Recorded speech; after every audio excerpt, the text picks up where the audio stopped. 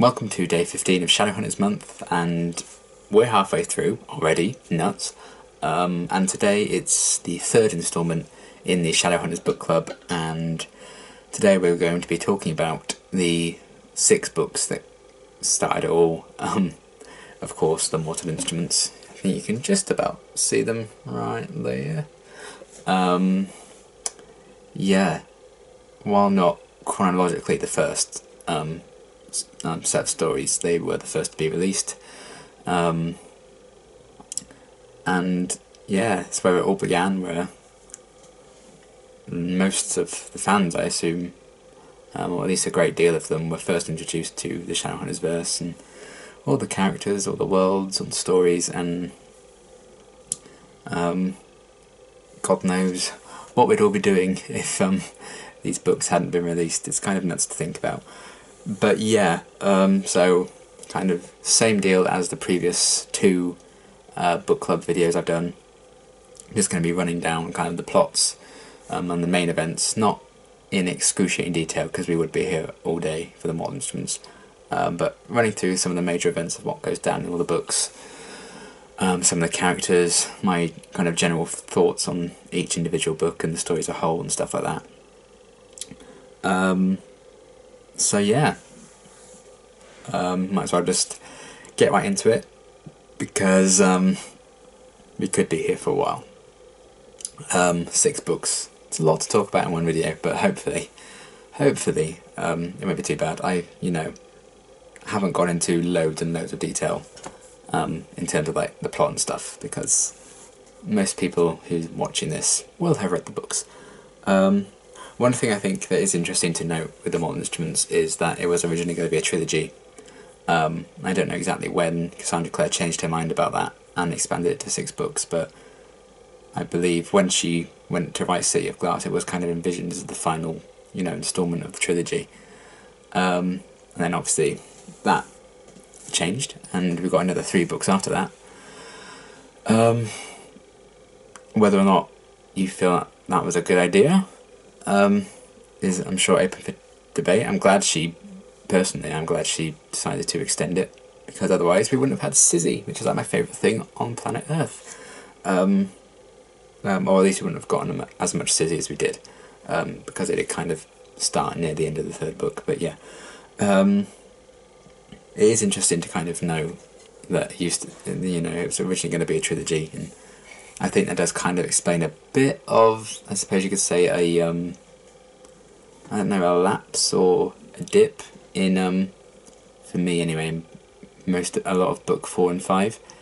I feel like it's kind of more a sequence of events as opposed to like a long running plot.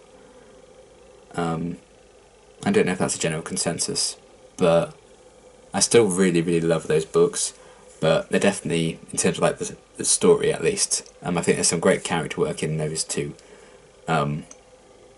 as there are in all of the books. But in terms of plot, I don't think 4 and 5 are necessarily the strongest. But I think we'll get to that when I start talking about those books. And I am kind of a sucker for how she kind of stuck to the City of theme throughout all the books. And the first 3, it was City of something, and there's like 1 word. And then for 4, 5 and 6, it was like City of something, something, 2 words. So I like how that kind of, that uniformity, I'm a nerd for that kind of stuff. But yeah, I completely forgot to put these on my desk for when I started filming the video, but here we are, so I'm just going to roll with it. Yeah, they're in order. I did put them in order, thank God. So yeah, City of Bones, the first one. Not sure what edition these releases are. I got them like 2 years ago. I think they're the 2nd or 3rd edition. Paperback, obviously. And I'm pretty sure that's supposed to be Jace on the front. But yeah, City of Bones, the first one to talk about. Obviously, going into reading these, I had watched the first season of the show, and then started reading the books. So I had a bit of an idea, and I did know going into the books that the show had changed quite a few things up. So I was expecting some changes. And for better or for worse, you know, I think some changes worked better in the show. Some things I preferred, you know, how they did it in the books. But if you want to hear my thoughts about those kind of things, there is a things the book did better video earlier in Shadowhunters month, and there will be a things the show did better coming later in Shadowhunters month. So that's probably something to talk about at a different point. But yeah, anyway, City of Bones. So yeah, I knew a bit about the story and who we would see and stuff like that, but there were still plenty of surprises. So it was still a very, very enjoyable read, and I think it's a very, very great introduction to like the whole concept of Shadowhunters and Downworlders and stuff. It does throw a lot at you, and it was kind of hard to follow a lot of the different terminology and stuff, but eventually you get used to it. But I think one of the strongest aspects is the characters. They really are very well defined, I think, right from the off. Which helps when we see kind of the journeys they go on throughout 6 books and how much they change. Because you kind of see all the people that they they turn into and who they become as they go along this journey, which I think is something Cassandra Clare does so brilliantly. So yeah, we kick off with Clary and Simon at the Pandemonium Club. And Clary then sees Jace, Alec and Izzy all like kill a demon, and she very quickly realises that she's the only one who can see them.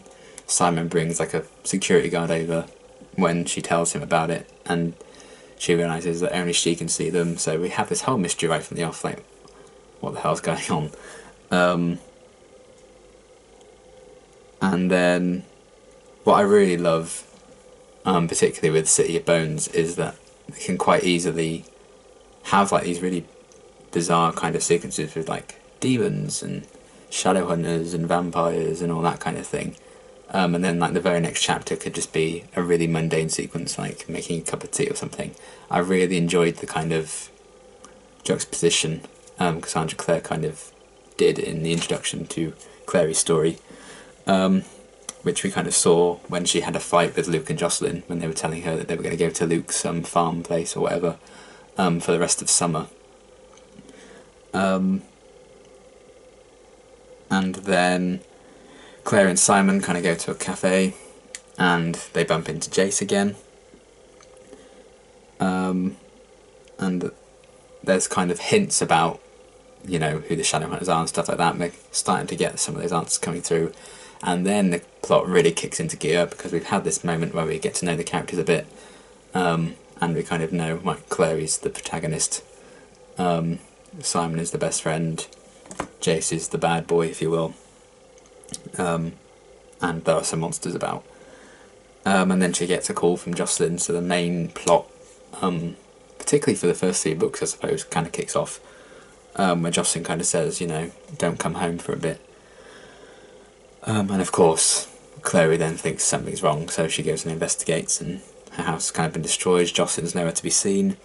And there's a demon there that she kind of has to fight off, and she manages to kill it. And before she knows it, she kind of gets knocked out, and she wakes up, I think it's like 3 days later, at the Institute.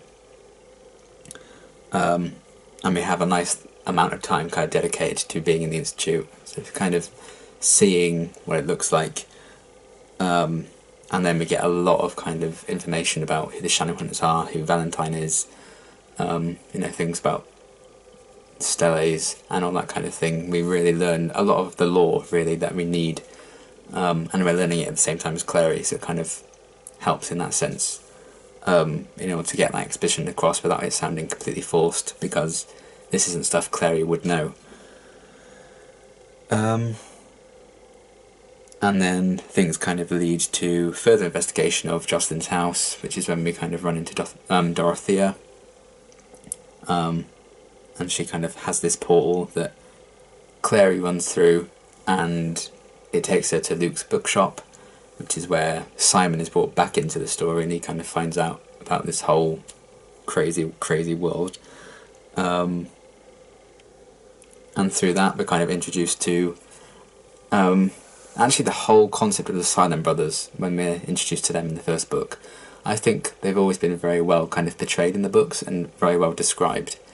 And they're actually one of my favourite kind of unique, I suppose, characters or ideas in City of Bones. I think it's such a simple but creepy idea, you know, having their eyes and mouth like sewn shut. So we kind of get introduced to them, and then they kind of work out that there's this mental block on Clary's memories, and the only clue they really have is the name Magnus Bane that appears. And through that, they track down Magnus at his party, and we're introduced to him, because we've kind of gotten a nice idea of who Clary is, who Jace is, who Simon is, who Alec and Izzy are. We're kind of starting to get introduced to those main characters, and then it's time to bring Magnus in, because we're about halfway through, I think, the book at this point. Chapter 11, and kind of get a sense of the wider world outside of the Institute and how the Downworlders kind of spend their time and how they live as opposed to the Shadowhunters. And then of course Simon is turned into a rat in the most bizarre yet iconic sequence, and then gets kidnapped and taken to the hotel by the vampires. So of course Clary and Jace have to go and save him, and then they come back to the Institute, and we get, I think, one of the most famous scenes from City of Bones in the greenhouse where Clary and Jace kiss for the first time. Clary's 16th birthday, stuff like that. So kind of kicking off that romance that had been slowly building and hinted at throughout the first book. Then Clary works out that, in a very clever kind of idea that I wasn't expecting, that, well, having seen the show I kind of did expect it, but I think it was still a very clever twist, but that the Mortal Cup was hidden in one of the tarot cards that Jocelyn had given to Dorothea, so they go and track her down, but then the demon, what's it called, Abaddon, yeah, kind of takes over Dot, and they have to fight and kill that. And then after that whole thing, we get the plot twist of Hodge betraying them, and he's kind of been in league with Valentine all that time, which was a pretty interesting twist, because I think of all the characters we'd met at that point, Hodge was the one I found the least interesting. So it is good that they kind of really delivered that twist with him to make him a bit more, oh, okay, this is a character I should have probably paid more attention to. So maybe it makes sense in a way that we didn't, well, I personally wasn't that drawn to Hodge. Maybe that was purposefully done, because then we wouldn't expect like that big twist. And then when Hodge is like attacking Clary in the alleyway, Luke, well, we find out later it's Luke in another cool plot twist. This werewolf kind of saves Clary, which turns out to be Luke. He's a werewolf, which is another very nicely done reveal. I think the chapter's called The Werewolf's Tale or something, when Luke kind of explains everything about, well, not everything, but a lot of the information, and giving a lot of the answers to Clary that she'd been looking for, and talking about Valentine and everything. And then they find out that Valentine's kind of been hiding and stuff, so they storm that place. Find Jocelyn kind of unconscious and locked up and stuff. And then one of the big reveals, and probably the biggest reveal of the first book, is Valentine saying, well, Clary, you're my daughter, but Jace is my son. So you've been making out with your brother. How do you feel? Or words to that effect. So that was like, okay, this got weird, but kind of interesting, but still quite icky. I'd like to know what your thoughts are on the whole kind of Clace incest storyline, how you think that was handled, and whether or not you think it was needed. I liked the angst behind it, but I wish once they found that out, nothing more happened until they found out that they weren't siblings. But then we still got some really uncomfortable moments where they had to like make out and stuff, or they just gave in to temptation. like outside the mansion in book 3, I think it was. And like guys, you think you're literally brother and sister. Stop it. Get off. But yeah, that's a thing. That's a whole kind of can of worms. But yeah, we got that revelation. Valentine escapes through the Mortal Cup through a portal. And then what I really like the image of is like the last moment of City of Bones, when Clary and Jace go on another kind of ride over New York. I'm on that flying bike, and Clary kind of looks and really appreciates the world around her, because now she can finally kind of see it all and everything she was destined to see. So I think that was a really kind of nice-ish way, again, amongst all the angst and violence and death and everything, a really nice way of kind of wrapping up the first book. So I really liked that ending, and I thought we got a very strong introduction to like this world and these characters. A very well organised placement of like plot twists to kind of keep us intrigued and keep us going throughout the whole book. Loads of twists and turns. Obviously some were more effective than others, some sequences were more effective than others. But we got a really good sense of the characters and the world, and I personally got very invested right away. I think I read it in 2 days, which is kind of unprecedented for me up until that point. Ever since then I've kind of learned to read books quite quickly because of Shadowhunters. I just tend to binge read books now. And City of Bones kind of really kicked that off for me, so that's interesting, I suppose. So yeah, that's City of Bones. I think it's a very strong start to the whole Shadowhunters Chronicles. And the second I finished it and put it down, I picked up book 2. So yeah, I think City of Bones is a really, really excellent start to the Mortal Instruments. And it's time for water break now, forgive me. I'm trying not to have to like rewatch all of these and edit them down, because it would just be an absolute nuisance. I'm trying to just one take all these things. So forgive me if I have a few water breaks, because I will be talking an awful lot and you'll hate me. But there we are. Anyway, book 2, City of Ashes. Boom. Now that's definitely Clary on the front. You know you're a fan when you can tell who Clary is. So yeah.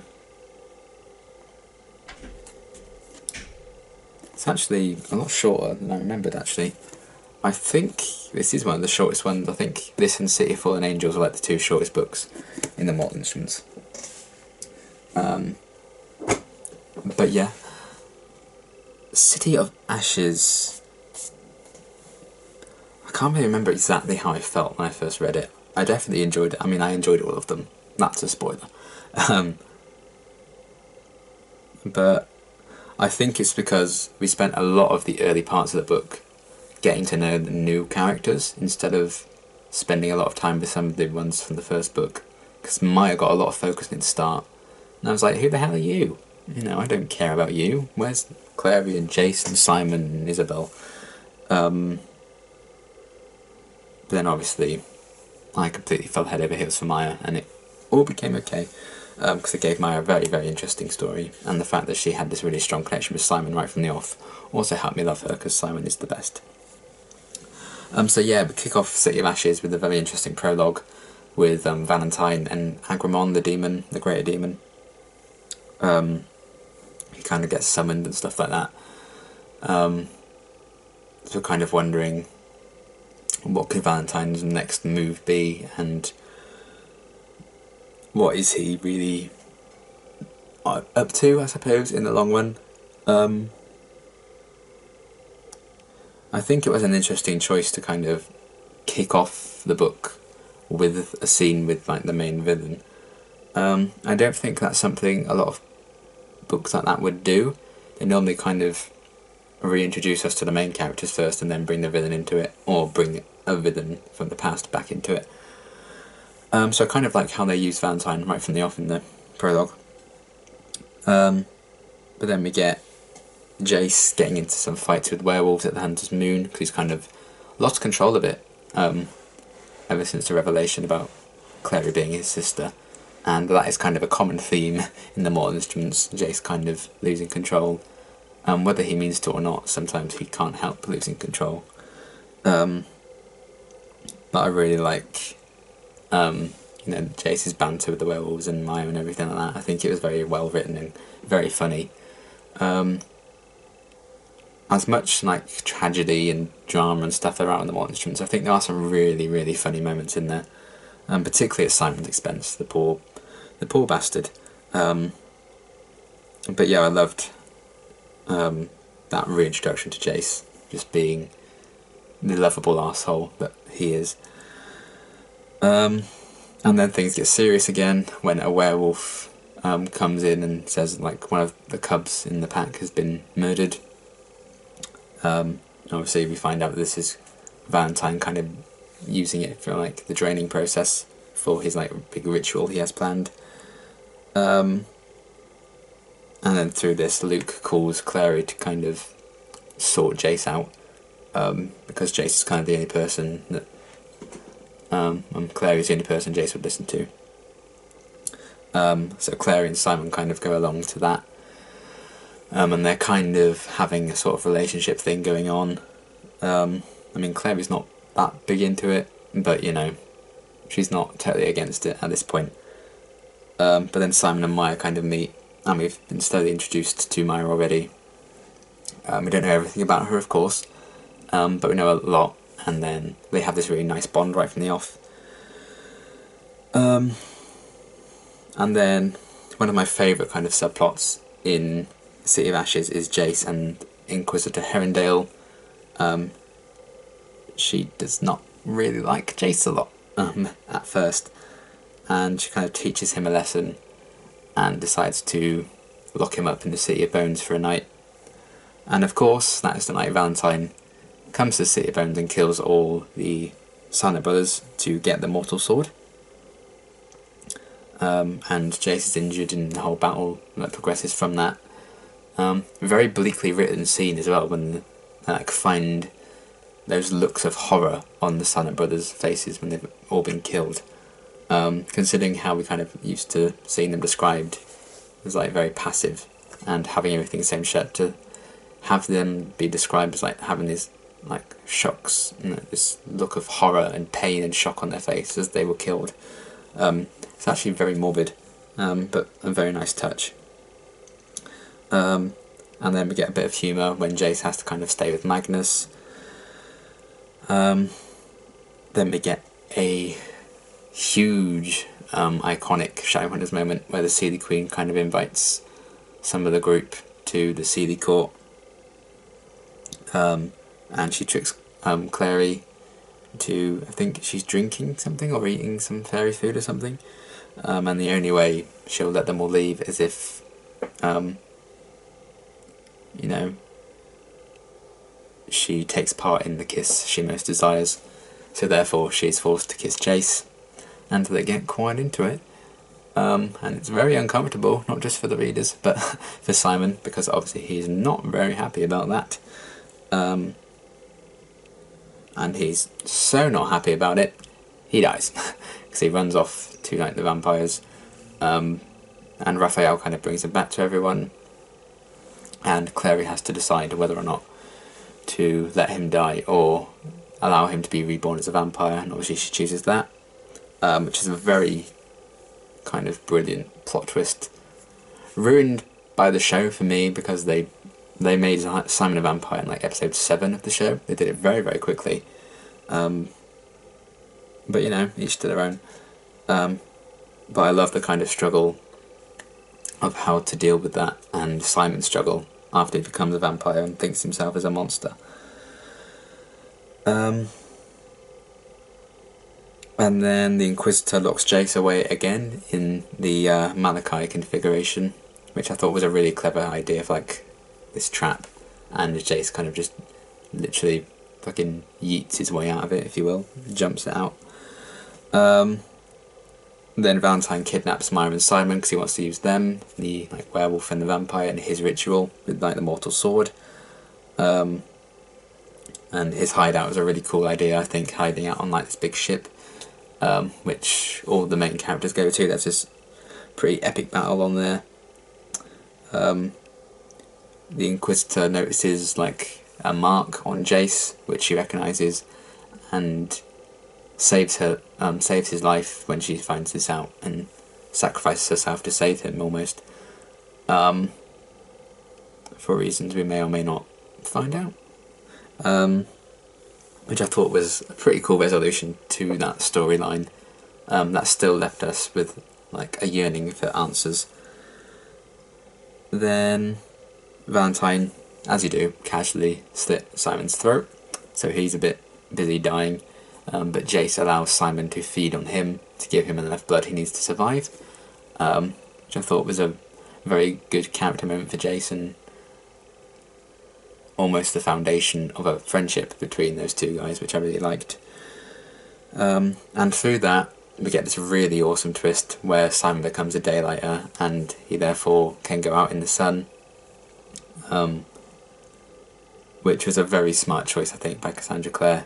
Because it just allows her to use Simon a lot more often, and gives Simon a lot more room to grow and develop as a character, because he's not restricted to any certain places. And then another subplot throughout the book that I really liked was the conflict between Jace and Maris, however you want to say her name. Her kicking him out at the start. And we kind of find out the reasons why at the end, and they have this really nice reconciliation scene, which I think is really, really beautifully done. I love the relationship between those two when it gets highlighted, so I'm glad that there was like a whole kind of subplot dedicated to that in City of Ashes.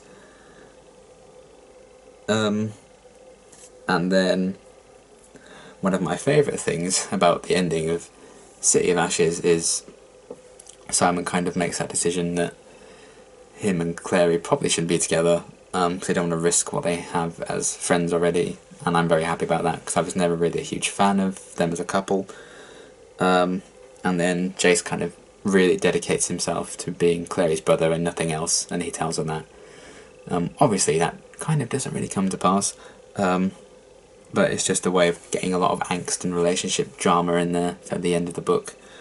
Then we get a very shocking kind of ending with this mysterious woman called Madeline showing up saying she's a friend of Jocelyn's, and she has a way of waking Jocelyn up, and we kind of leave it there, because obviously Jocelyn's just been having a nap throughout the whole second book, and a lot of the first one, to be fair. So we're kind of left on a sort of cliffhanger from there. I can't imagine what it would have been like to have to wait for like 2 years between each book coming out.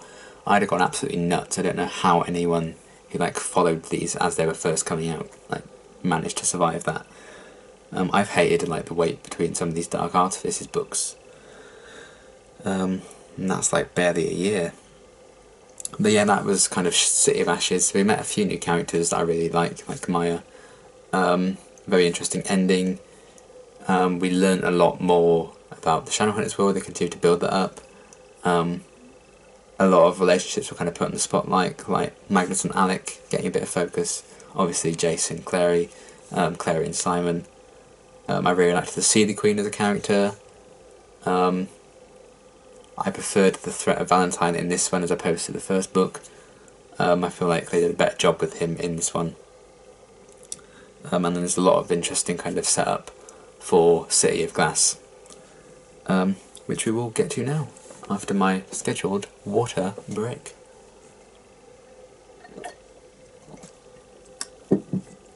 So, how you guys doing today? You alright? Yeah, I'm good, thanks. Yeah. So yeah, City of Glass, over here. Boom. I believe it's Simon on the front of this one, in like chains and stuff. I think the hardcover version of this has Sebastian on the front, or Jonathan in the guise of Sebastian. I think I read that somewhere, but I've never actually seen a hardcover version of any of these books, I think, so I really wouldn't know. So yeah, next we come to City of Glass, the third one. And it does kind of make sense that this was originally envisioned as a trilogy, because obviously this is kind of the end of Valentine's reign of terror. And a lot of kind of overarching mysteries throughout the first 3 books are wrapped up, like the whole Clace sibling thing. Obviously Valentine. Jocelyn being in like a coma, and a few things like that. They're all kind of really nicely wrapped up. Alec's sexuality and his relationship with Magnus, that's really addressed here. But then we also have a lot of setup for the future with the introduction of Sebastian. And I really do have a soft spot for City of Glass. I think it is one of my favourites, to be honest. Let me start off with like these various reasons that all these characters want to go to Idris. Clary kind of wants to go to help out wake Jocelyn up, and then a lot of the others want to go because like this big council meeting is being arranged. But as they're about to portal there's an ambush by the Forsaken warriors that Valentine had created. And then Jacer kind of made it so that Clary got left behind a bit. But she creates a portal of her own because we've kind of seen that she has these special abilities of her own to like create runes and stuff. Well, then we meet these new characters, Sebastian Verlac, or apparently Sebastian Verlac. He comes across as kind of a bit dodgy.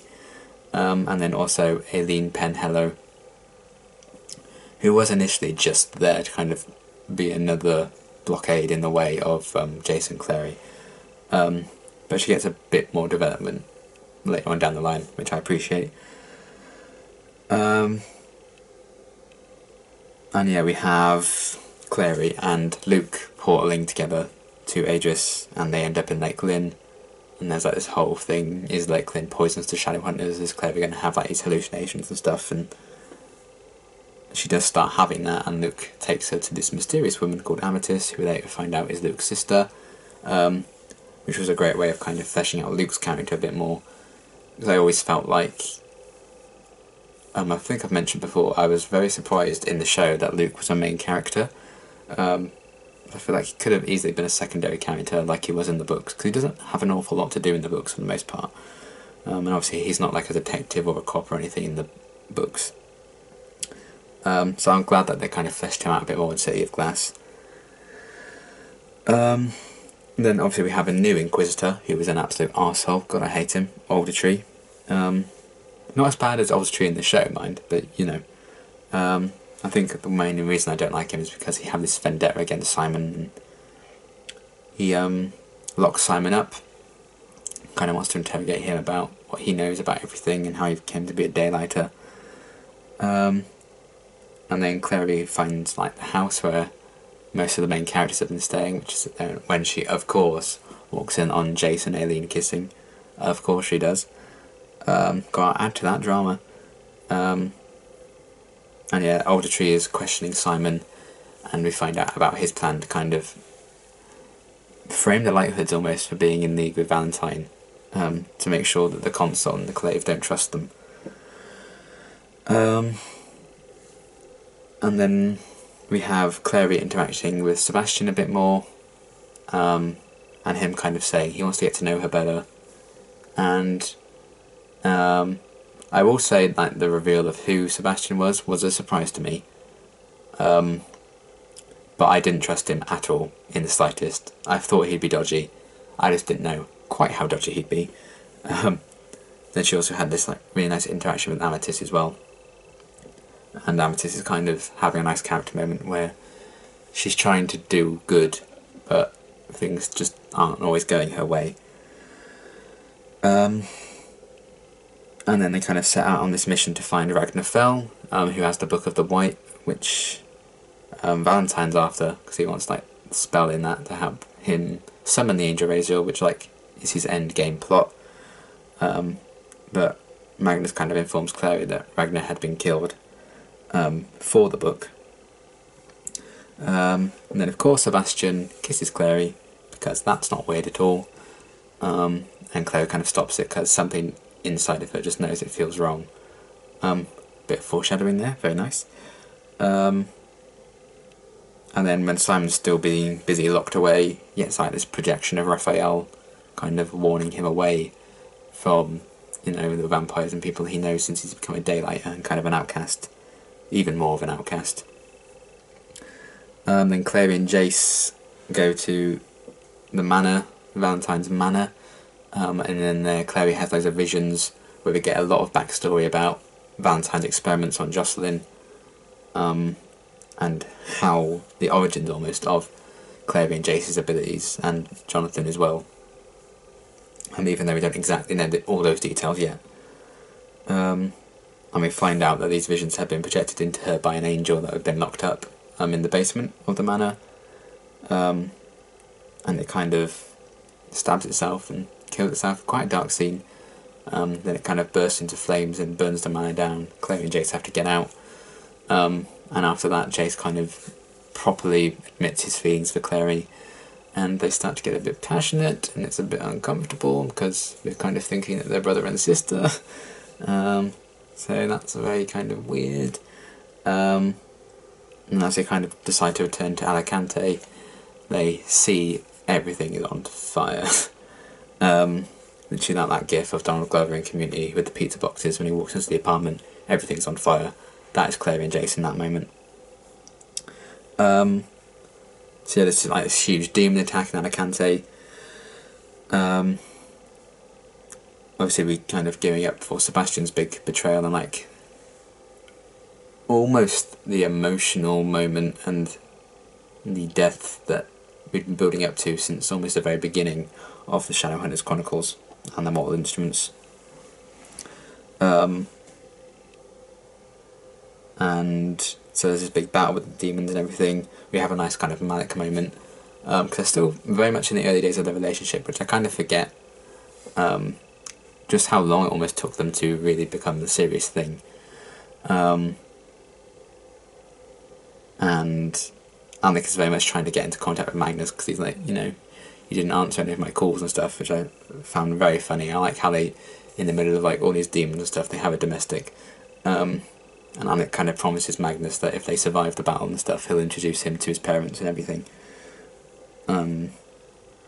Which is very good. Then we get a really cool reveal, which I wasn't expecting, that the guy in the cell next to Simon, who we'd kind of seen glimpses of throughout the book, was actually Hodge, so they brought him back into it. I like how they kind of came full circle with that story.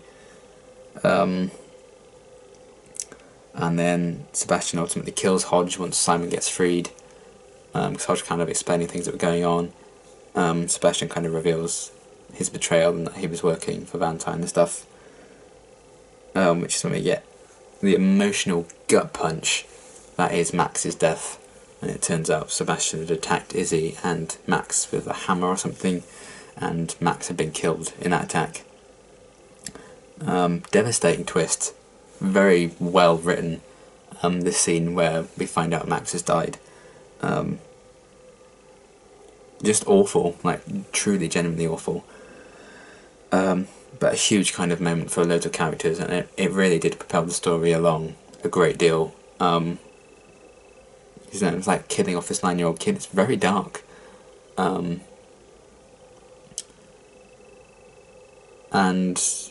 for a moment and like a series full of like fantasy elements and Shadowhunters and vampires and werewolves and stuff like that. The fact that it goes as real and as dark as killing off a 9-year-old boy, it's quite something. But it's huge for so many different characters, and story-wise it did kind of make sense to solidify the threat that Sebastian poses. So I think he very easily kind of overtakes Valentine in terms of being like the best villain in the Mortal Instruments. Then we get a really cool scene where Valentine projects a warning in the Hall of Accords to everyone and kills the Inquisitor. And we get almost the birth of My Precious Sizzy, where Simon kind of tries to comfort Isabel about Max's death because she blames herself. And I love the kind of start of that relationship and kind of see how they've kind of grown to form a really unique and interesting and special bond, which obviously gets explored a lot further. And alongside that, we have the scene where Clary and Jace fall asleep together because they don't really know what's going to happen next, and Jace just wanted to kind of not spend the night with Clary in a weird way, you know what I mean. But then he leaves to kind of hunt down and kill Valentine and Sebastian. And Clary's kind of distracted by that when she wakes up and finds Jace gone. But then we're like, oh yeah, by the way, Jocelyn's awake. Hi, she's back. So another thing we've been building to, like, for these first 3 books, which I really liked that. Then, through that, we finally get a lot of the truths coming out with Jocelyn being back. Really nice kind of confrontation between her and Clary, because Clary's like, why didn't you tell me about all of this in the first place? And then Jocelyn reveals that Jace isn't Clary's brother, which I had kind of figured, so it wasn't like a huge shock, but it was nice to know that those moments of weirdness were kind of justified, because Clary didn't feel like it was wrong to kiss Jace, even when she assumed it was her brother, and yet when she kissed Sebastian that felt wrong. So it was kind of interesting how she had this like gut reactions to that. And Clary gives like this awesome speech to everyone, like Shadowhunters and Downworlds kind of uniting together, and she kind of comes up with this concept of her own kind of binding rune that will work with Shadowhunters and Downworlders alike. I like that whole idea, because there's so much conflict between Downworlders and Shadowhunters throughout the first 3 books. It's kind of a nice payoff to see them all have to work together against their common enemy, which I really enjoyed. Enjoying all this, Alec kind of reveals his sexuality to his family and to everyone, because he publicly kisses Magnus, which I thought was a really like punch the air moment, and such a huge moment of emotional growth for Alec. Very subtly written character arc for him, but I think it works really, really well. And then, in exchange for the vampires helping fight Valentine and everything, Raphael demands Simon, and Simon kind of gives himself up to Raphael. And to protect him, Clary like draws the mark of Cain on him, so if anyone tried to hurt Simon, they'd like kind of die. So Raphael then can't kill him, even though that was his intention. So Simon is then kind of drawn into the big battle. Then Jace and Sebastian have this big confrontation and this big fight. Jace is very badly injured. Izzy gets involved, and another punch there moment where Jace kind of finally gets the upper hand and kills Sebastian. And you kind of think, oh, well, that's good, he's out of the way. It's nice that that's over and done with. Little do we know.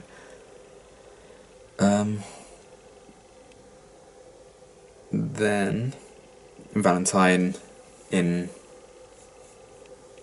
probably one of my favourite scenes. So I liked the almost inevitability of Valentine's plan going wrong. He summons the Angel Raziel at last, and I love the way Cassandra Clare describes Angel Raziel as well, and how he's kind of characterised. You know, he's summoned Raziel and he also kills Jace. I was like, holy shit. That was a shocking moment. I knew he'd come back, I didn't know how. But then everything kind of plays out with Raziel saying, you know, I hear you, Valentine, I hear what you want, and I'm like, I don't agree with it, so I'm going to kill you. So he kills Valentine. A very satisfying end for Valentine, I think.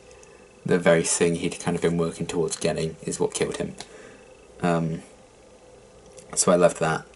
And then he kind of grants Clary a wish, and she wishes for Jace to come back. And that's how that's done. I thought that kind of worked out very well. And almost immediately one of the things they say, you know, Clary's like, you're not actually my brother, you know. After everything they've been through, that's like one of the first things she says when he's revived, which I think is really funny.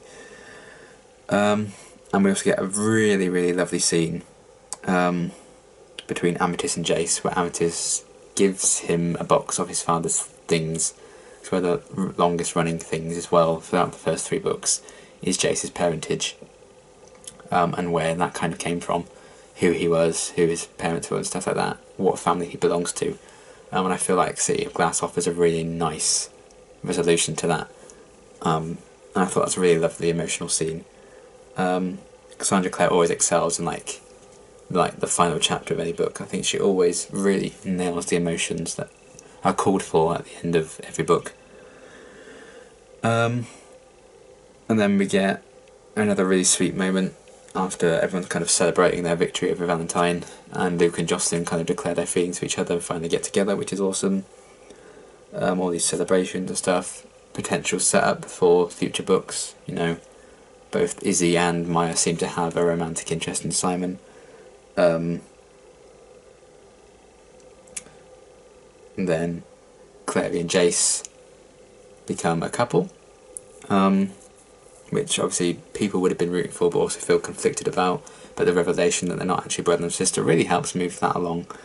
And it is a very satisfying end to the whole Valentine kind of arc, and they probably could have easily ended it with City of Glass, but I'm very glad Cassandra Clare decided to continue. But yeah, overall I think City of Glass is a very kind of great conclusion to the first half of the story. A lot of really satisfying answers to a lot of ongoing plot threads. Some really great character moments and punch the air moments, like with Malik and Clace. Some really devastating moments with Max's death. And that's one of the main reasons I'm glad Cassandra Clare decided to continue the series on, because it allowed us to kind of explore the long-term effects of everyone with Max's death. So I'm glad that they kind of did that. And yeah, it was just a very, very kind of exciting and thrilling and plot twisty ride. Really liked the inclusion of Sebastian or Jonathan, and how all these answers planned out and actually made sense. And it's kind of worth the wait for 3 books to see some of these character moments. And it was just a really satisfying kind of conclusion to the first main arc of the Mortal Instruments. So then we move on to the second half of the Mortal Instruments, and book 4 being City of Fallen Angels, with Isabel on the front. And I think, while I think there is kind of a lull in terms of storytelling in maybe books 4 and 5, for the most part, there is some really good stuff in there still, and there's still a lot to enjoy out of those books. One thing I do really, really like was how, in a way, it kind of shifted towards a more kind of ensemble feel, and I think the points of view we got in the second half of the series wasn't like solely Clary. There was definitely, especially with this City of Fallen Angels, the focus was very much on Simon for a lot of the time, which I love because Simon's my absolute favourite. So I kind of felt, since a big part of Clary's battle with Valentine had been like over and done with, it kind of made sense that we could focus on some other characters, you know. Spending basically 3 books completely from Clary's point of view, it's kind of nice to change it up for the second half of the Mortal Instruments. So we kind of start off right away with Simon, and he is, something I don't agree with was him kind of dating Izzy and Maya at the same time and not telling either one about the other. No one's perfect, and unfortunately not Simon's best move in my opinion to do that. But then we get an appearance from Camille, who's kind of asking Simon to kind of join with her, so he can find a place in the vampire world, because she'd been usurped by Raphael. And then we also kind of find out that his mother is very suspicious of him and kind of thinks of him as this vampire demon creature, and that her son's gone. So she kind of kicks him out of the house and stops him from being able to enter and stuff like that. And he manages to convince her that it's a dream, but he knows he can't stay in the house for that long because it will just make her suspicious again. So he needs to find his own place, and then he kind of moves in with Kyle, who's like the newest member of his band, and one of my favourite characters in Modern Instruments is introduced through Kyle, and we start off a very interesting journey with him as we find out who he is and how he's connected to the whole situation. I think he did really come into the story at like the perfect time, because we'd had this time with Maya kind of finding out what happened to her, and then we kind of addressed that. And we get a really nice, there's a lot of really great interaction between Jace and Simon in the 4th book that I really, really love, like when they go shopping and stuff, and when Jace visits Simon and Kyle's apartment and he kind of works out that Kyle is a werewolf, which was a really cool twist, and not the only twist to come with Kyle, which I really, really enjoyed. I do feel like, particularly with City of Fallen Angels, it's more about the characters and the character study than the plot. Even though we do have like a plot going on and lots of underlying themes and like a big bad of the book, if you will. But you can just enjoy reading any Shadowhunters books no matter what, really, if you love the characters, because you just love spending time with them. It's kind of like your favourite sitcom. Not every single episode is like the funniest thing you've ever seen, but you don't mind because you just enjoy spending time with these characters that you really love. And that's kind of how I feel about City of Fallen Angels for a lot of it. So we have all that going on with Simon and Kyle and everything, and then at the same time Jace is kind of being tormented by these dreams where he's killing Clary. There's like this whole mystery with that, and while Clary and Jace are together and quite a strong couple at this point, it's still nice to see them tested, because you don't want things to get boring or samey. And then we also kind of have the introduction of Maureen as a character, like this little girl who's kind of obsessed with Simon and Simon's band. And we're kind of exploring Simon almost beginning to almost lose his way in City of Fallen Angels after everything that's happened to him, and he ends up, feeding on her. And during that whole sequence we get loads of revelations when Izzy and Maya kind of find out that Simon's been dating them both in that moment. And then Kyle shows up and Maya recognises him, and we find out that Kyle is actually Jordan Kyle, Maya's ex, who turned her into a werewolf in the first place, which was like this huge plot twist for me. Honestly, completely took me by surprise. I was not expecting it at all, and I absolutely loved that twist. Made things very juicy and very exciting, so I really liked that. And then they really pile on the guilt and kind of a lot of torment for Simon in City of Fallen Angels, because he kind of gets a note saying that his girlfriend's been kidnapped and he needs to save her, and Simon kind of shrugs it off as a joke eventually, but then it turns out Maureen was going around telling everyone that she was Simon's girlfriend, so Maureen's been taken and killed. Again, all these children dying in Shadowhunters, Jesus. So that was quite a shocking turn of events as well, and that's a huge amount of guilt placed on Simon there. So I do really like the focus Simon gets in particularly this book. And then Jace kind of opens up to Clary about what's been going on with his dreams, which I really like. I'm glad that he didn't keep it to himself for like years and years. It shows that it's kind of a healthy, interesting relationship, which I really appreciated, considering it had the potential to be very unhealthy after how the whole incest thing was handled. And then they go to the Silent Brothers, and we kind of find out that when Jace was brought back to life, after Valentine killed him in the previous book, he doesn't have like the protection runes and everything on him anymore, so he's kind of susceptible to manipulation, which obviously becomes kind of a driving force for the rest of this book and the next one as well. And yeah, we kind of then really get an introduction to the big bad of the book, who is Lilith, who very much has her sights set on taking Jace over, which she manages to do by appearing as this vision of Max, and she managed to kind of possess Jace and manipulate him into doing her bidding, because she plans on reviving Jonathan. or Sebastian, however you want to say, you know, how you want to call that character. And then Jace ultimately takes Clary to give her to Lilith, because she's also kind of arranged Simon to be kidnapped as well with Maureen's help. So Jace brings Clary to Lilith, so Lilith can threaten to kill Clary if Simon doesn't revive Sebastian, because now he's a daylight, he kind of has the power to revive him.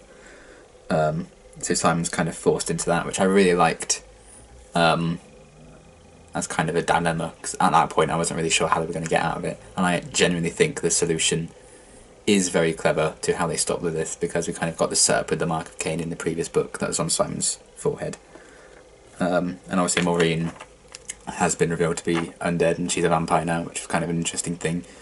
I still don't know how I feel about Maureen like a child vampire, because the way it was like written and everything, it did seem kind of almost ridiculous. I think it was borderline weird. I would have preferred it if Maureen was like an older vampire. It just seemed like she'd be more of a threat then.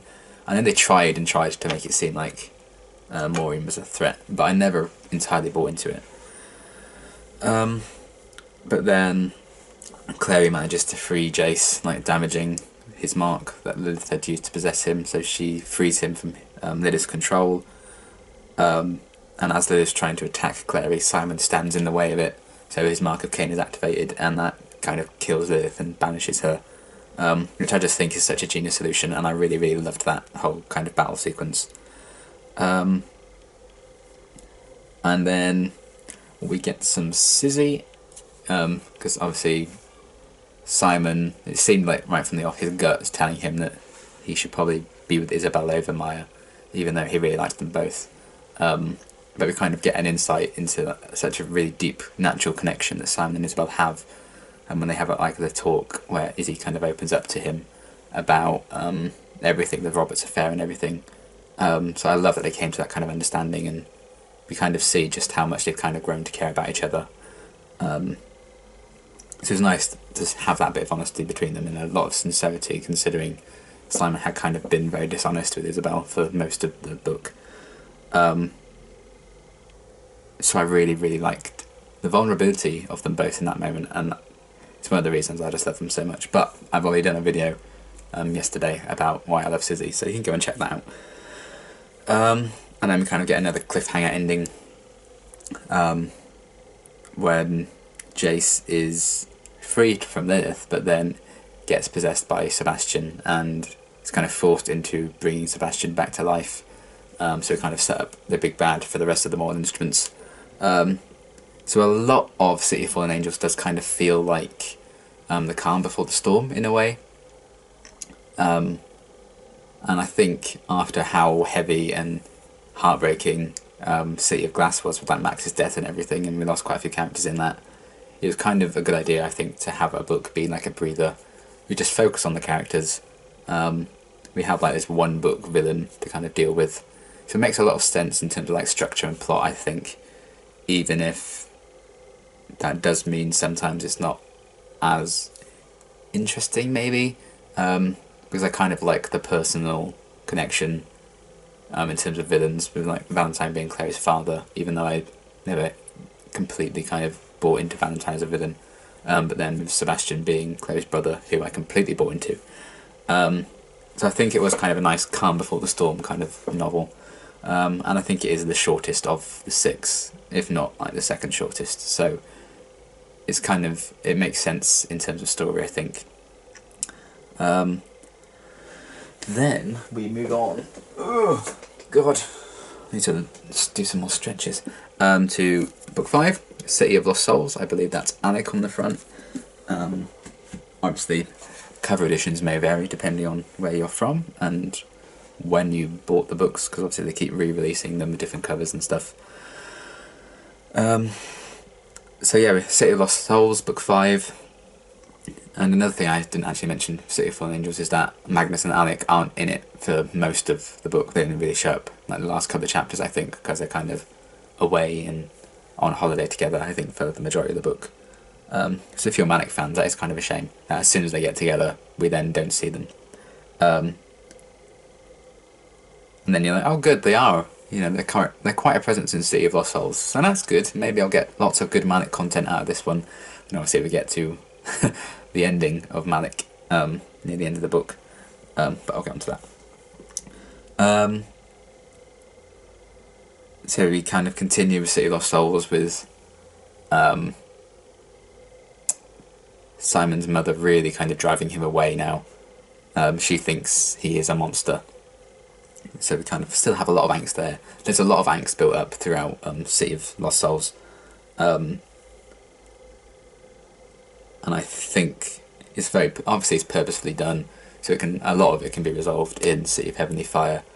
But this is a very kind of angsty book, and I think it does a great job of kind of building the tension and elevating the stakes for basically every single character. And we also have the return of the Seelie Queen. She's brought back into the mix, and she's kind of after these like fairy rings that the Institute have, that allows two people to kind of telepathically connect if they both wear one of these like fairy rings, and she kind of offers her help in exchange for those, which is kind of a nice way of bringing the rings into the plot, so we can have that connection between Simon and Clary later on, which kind of helps foreshadow their kind of power tie bond as well, which I like.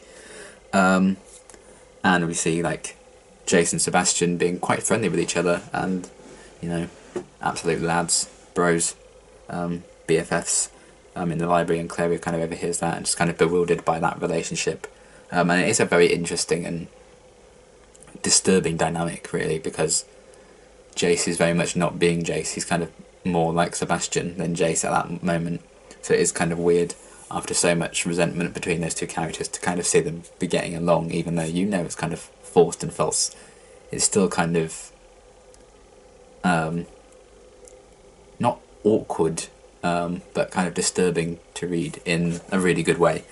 And then we spend a lot of the book when with this plotline with Clary joining Jace and Sebastian in like their little hideout. I think it's in Paris. And we spend a lot of time with them, with Clary trying to negotiate the situation and try and find ways of outsmarting Sebastian.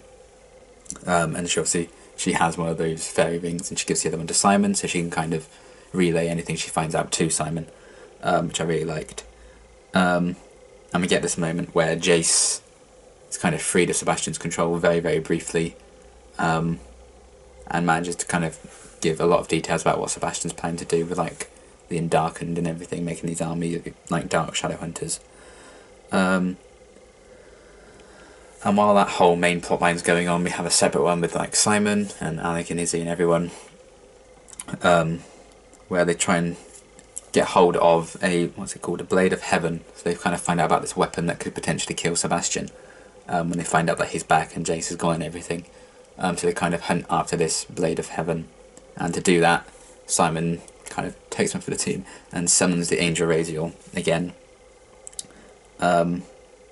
And the cost of getting this like Blade of Heaven is Simon's Mark of Cain, so it's kind of his protection from anyone actually trying to hurt him. So he willingly gives that up to kind of get this weapon that could kill Sebastian and kind of save Jace as well, which is pretty respectable of Simon, if you ask me.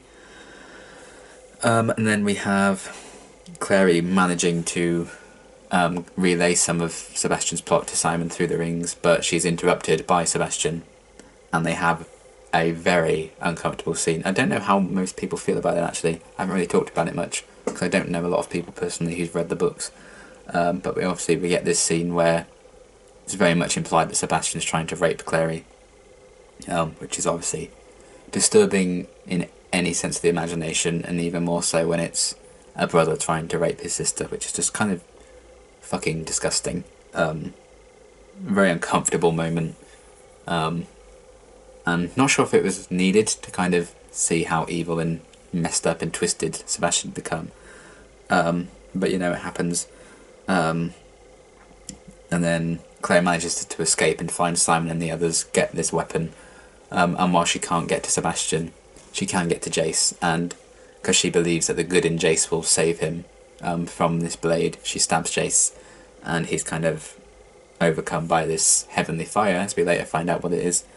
And Sebastian flees after that, and Jace is very much fine, he's alive and well, but he is now kind of filled with this heavenly fire from the blade, that he kind of hopefully can get a hold and control over, which is kind of more set up for the final book of the Mortal Instruments.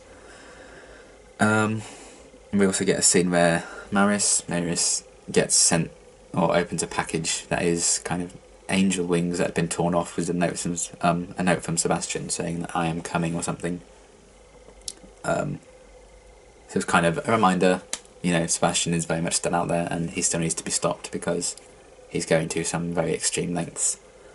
Then we also get a very tragic kind of end point of a storyline where Alec had been getting very kind of self-conscious about the fact that one day he'd die and Magnus, who's immortal, would move on and find other people, probably fall in love again, and obviously that wouldn't sit well with anyone, and Alec does get quite self-conscious and sad about that thought, and he lets it get to his head, and that kind of makes him make a lot of mistakes, because Camille kind of offers to take Magnus's immortality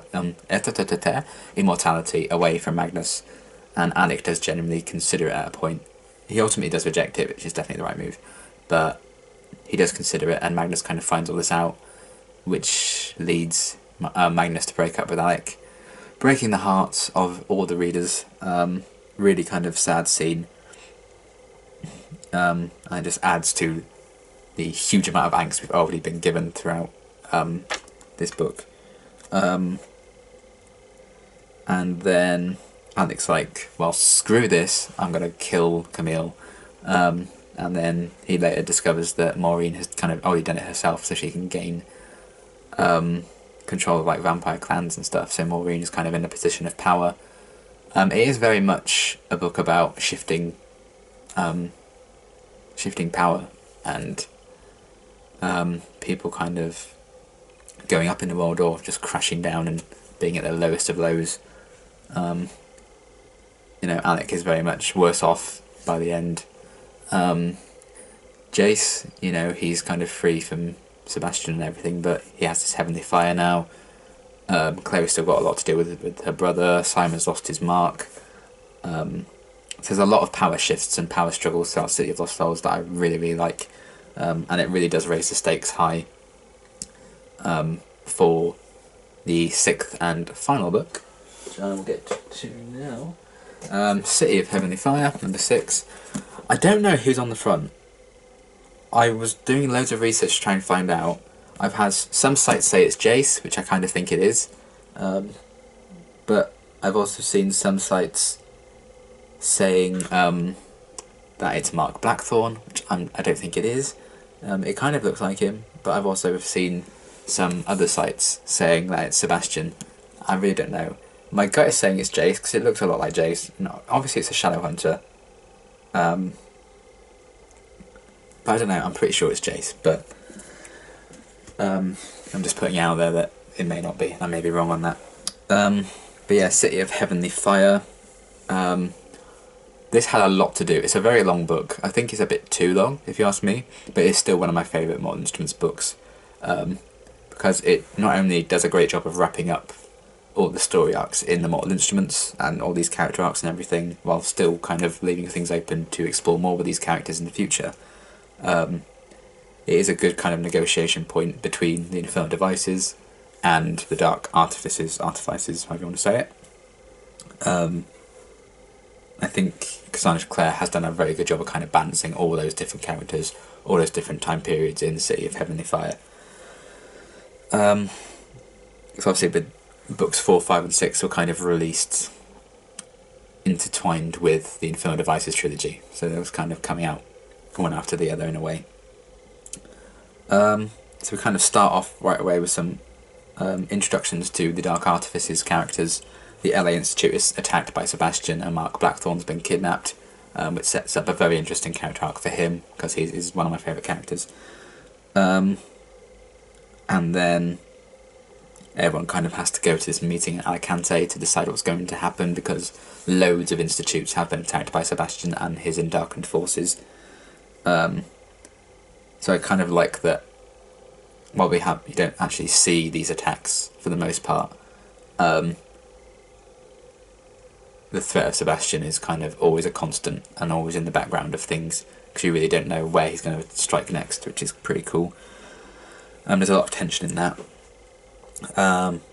Then Simon gets taken by Maureen, but Raphael saves him and kind of allows him to get to Alicante. So good on you, Raphael. He doesn't have a huge amount of focus throughout the books, and he dies in this one. I think there was a few interesting character moments for Raphael throughout the Mortal Instruments, and his relationship with Simon is always quite interesting, because it's very changeable. Then obviously in previous books we'd had Maya and Jordan kind of struggle with their feelings for each other, and Maya kind of wonder if she should really be with Jordan after they reunite, and we had like the introduction to the Praetor Lupus and everything, and then we see all that come to a head when the Praetor is attacked by Sebastian. A lot of key characters, including Jordan, are killed. Just as Maya was going to break up with Jordan, he kind of dies, never knowing that she was going to do that, so there's kind of a tragedy in that. And obviously Jordan's death has ramifications for characters like Maya and Simon. So the stakes are very much high, and Cassandra Clare wasn't afraid to kill some big characters off, which I always appreciate. And this kind of kicks off a very interesting kind of subplot for Maya throughout the whole book. She kind of becomes the leader of her pack. She, much to my happiness, tricks Maureen into drinking some holy water, so that kills her. And she kind of sorts out the dodgy vampires, if you will, with that whole storyline. And I really liked that Maya got a bit of focus there, because a lot of her character arc could have been defined by Jordan. So I'm glad that she had this story arc where she became like a leader in her own right, and she didn't, it wasn't just about a guy. Like a lot of her plot, be it Simon or Jordan, she had very much her own standpoint. So I love that she kind of took charge there. And they kind of hint at a little romance between her and Bat forming at the end, which I wasn't actually a fan of at first, but it's grown on me a lot. I know we don't really see them much more in the books anymore, which is kind of a shame. I'm sure we'll see them again in like the final trilogy that Cassandra Clare has planned, but I really liked what City of Heavenly Fire did with Maya as a character. So that was all very cool. And we kind of learn a bit more about Emma and Julian. Emma Carstairs, Julian Blackthorne, who will become the key characters of Dark Artifices. So I like that we kind of met them when they were a bit younger here. So we already had this attachment formed with them. So when they're a bit older in the Dark Artifices, we kind of straight away, we know who these people are. We don't need as much exposition. We can just get on with it, and we kind of already are rooting for these characters, which I really liked. And obviously they get like interrogated by the Clave and everything about the attack on their institute. And we get a bit with the Seelie Queen and Meliorn. Seelie Queen obviously started to side with Sebastian, and they kind of ask the downward representatives, being Jocelyn, Luke, Magnus and Raphael, to join their side and join the fight with Sebastian and stuff. And when they refuse, they send them all to Eden, which is obviously the realm of demons, and it's cool to finally get a description of what that place is like and to finally see that. And in like the battles and the struggle and everything, Jace gets injured, the heavenly fire inside of him is activated, and it kind of engulfs Brother Zachariah. So we're kind of left wondering what on earth happened there, but then we find out, having read the Infernal Devices and everything, that Brother Zachariah used to be Jem Carstairs, and being engulfed in heavenly fire has restored Zachariah into Jem, which was a mind-blowing twist for me, and I loved how that connected Infernal Devices and Modern Instruments, and I thought that was really cool. And I just love how that kind of turned out, because obviously we didn't need that kind of inclusion and that story arc, but it really did help with the Infernal Devices wrapping up. I just really love that a character like Jem, who had been loyal to Tessa at first and then the Silent Brothers for so long, kind of got his freedom that he was very much deserved. So I loved where that whole plotline went. And then Clary and Jace and everyone force the Cedar Queen to send them to Eden as well, so they can fly like Sebastian and everyone who had gone and been sent there. And through that they kind of get involved with this demon who makes them see all these visions about different lives and what they could have wanted and everything, just to grow these characters a bit more. Clary and Jace sleep together for the first time. Isabel and Simon kind of declare their feelings, and we have some really funny moments of Alec kind of interrupting some of the couples as well, which was kind of a running gag that I really, really enjoyed. Even though obviously Alec was very sad about his breakup with Magnus and everything, it was nice because we could still have these moments of comedy with him. And yeah, so everyone kind of meets up with Sebastian and everyone in this big like palacey place, and Clary tricks Sebastian into thinking she's going to serve and rule with him, which is what he kind of wanted. Then ultimately she manages to stab him with the weapon and everything, and kill him, and he is in a very, very sad and tragic scene. He's momentarily restored to Jonathan and the brother that Clary could and should have had, and the son that Jocelyn should and could have had, but he kind of apologises for everything he's done, even though he's kind of always destined to be this monster, he shouldn't have been, and it's really sad. And he kind of destroys the Mortal Cup and everything. All the Undarkened are killed, including some characters we know, like Luke's sister Amethyst, which was really sad as well. And he kind of dies in Jocelyn's arms. So I think that's a really cool and bittersweet, heartbreaking end to that character. And I just think Jonathan was such an effective villain throughout the 4 books he appeared in. So I really, really liked that, and how that kind of all wrapped up in terms of the threat. But even with that, there was still a lot of trouble to be had, because they still had to get off Edom and there wasn't a way of doing it. So Magnus was kind of forced to summon Asmodeus, his father, to help them get off. But the price of them getting off Edom was Magnus's immortality and therefore his life, which is a cool way of kind of revisiting the whole plotline from the previous book with Magnus and Alec. And it seems like this is going to be how it ends, and then Simon is like, I'm immortal too, take my immortality, and he then has to kind of take Simon's memories too, which is just so tragic, because he's finally got on with Isabel. He's grown so much, and then all that's going to be undone, and he's going to be a mundane again who doesn't remember anything, which is really sad. Another very bittersweet sequence, but Asmodeus accepts that deal, so they all get sent home. And then we see like a few months later, Simon has some traces of his memory left, so Magnus helps to kind of restore him, and that sets up a really interesting path for Simon to go on in Tales from the Shadowhunter Academy, which I've already done a book club video on. So there's kind of hints that him and Izzy are going to be okay. Jocelyn and Luke get married, there's like this really happy ceremony. Magnus and Anik get back together, so there's loads of punch the air character moments again. A lot of kind of subplots are really nicely well tied up, like with Alec and Robert and everything like that.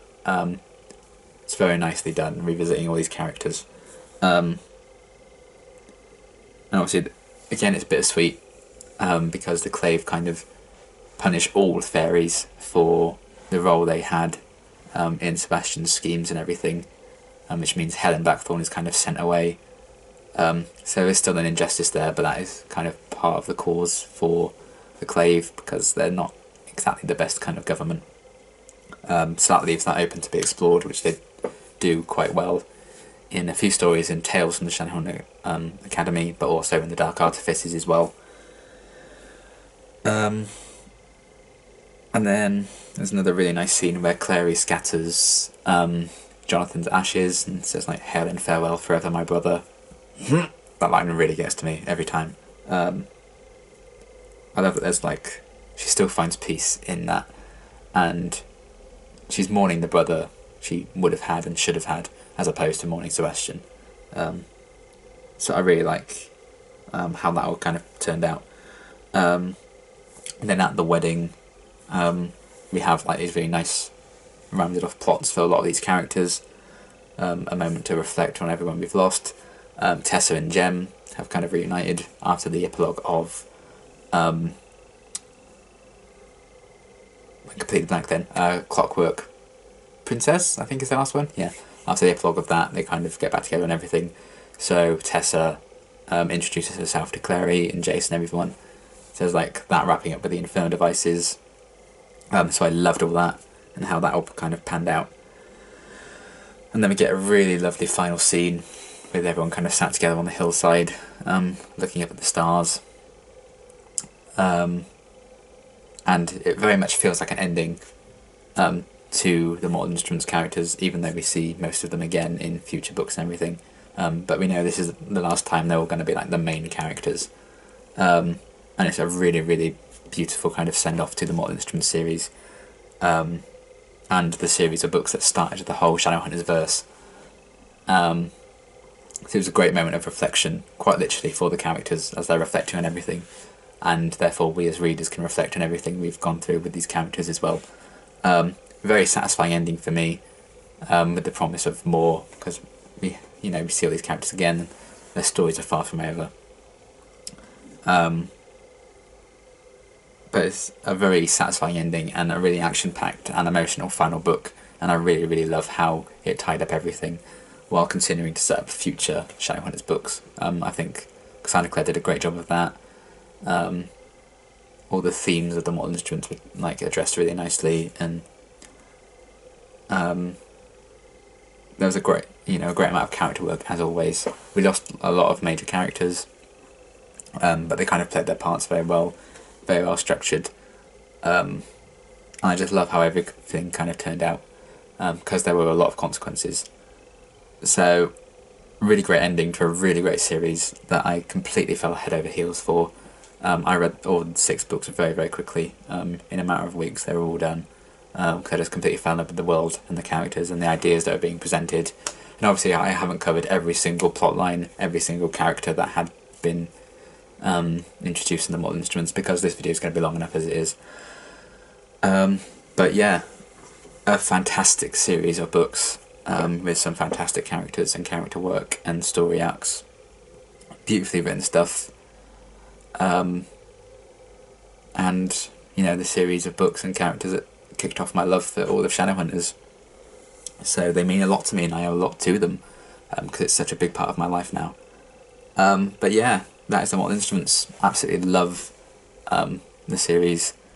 Some books I think are better than others in the series. There isn't like consistently great or consistently not great stuff. I enjoy every single book, just some more than others.